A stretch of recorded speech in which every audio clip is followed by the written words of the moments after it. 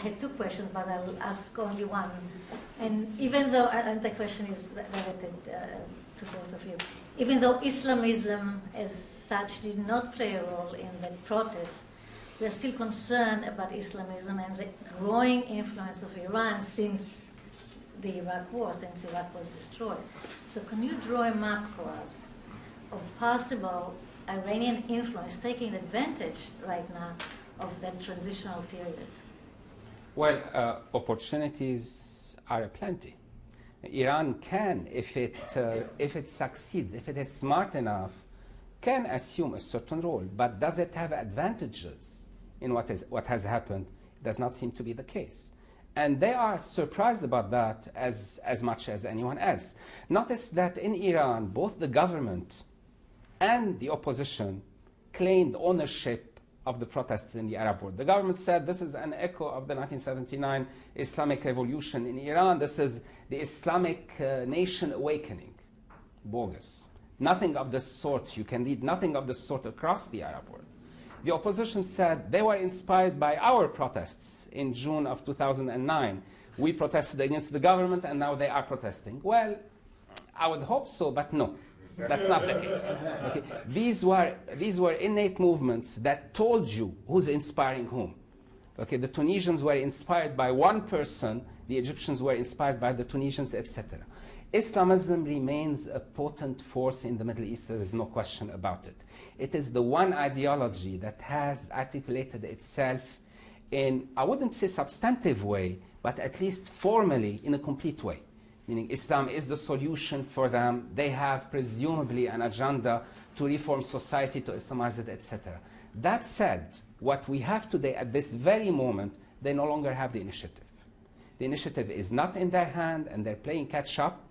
Iran and the Arab Islamists may still succeed in widening their role, but this is not a given.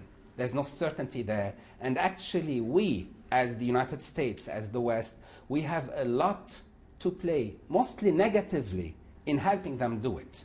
Mind you, when you say about Iran's influence and Iran's role, it's largely due to policies, both deliberate on our part and sometimes not so deliberate, that we had to eliminate our enemies, Saddam and the Taliban. Guess what? Iran benefits. We had to placate, we had to pretend to ourselves that we can buy another dictator, peel another dictator, the Syrian dictator, away from Iran. So we empower him, we empower Hezbollah, we empower others. They have played our mistakes.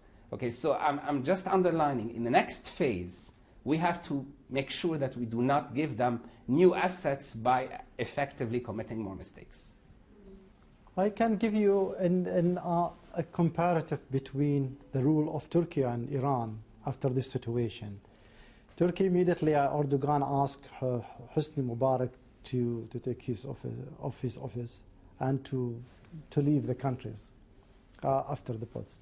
And he actually, Hosni Mubarak, if he listened to Erdogan or whatever but immediately the Turkeys came to, they made a special visit by the Minister of Foreign Affairs to Egypt to house the new development after this in the new Egypt.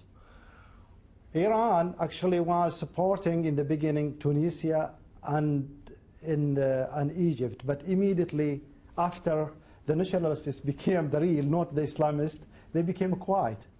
Why? They will lose their support in Iran and other places, which is they will lose their game.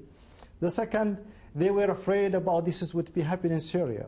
So if they will lose Syria, it's a quiet loser. So I think they're actually afraid about the new, and actually has affected in their country now. The new movement about the youth again is happening the same last elections.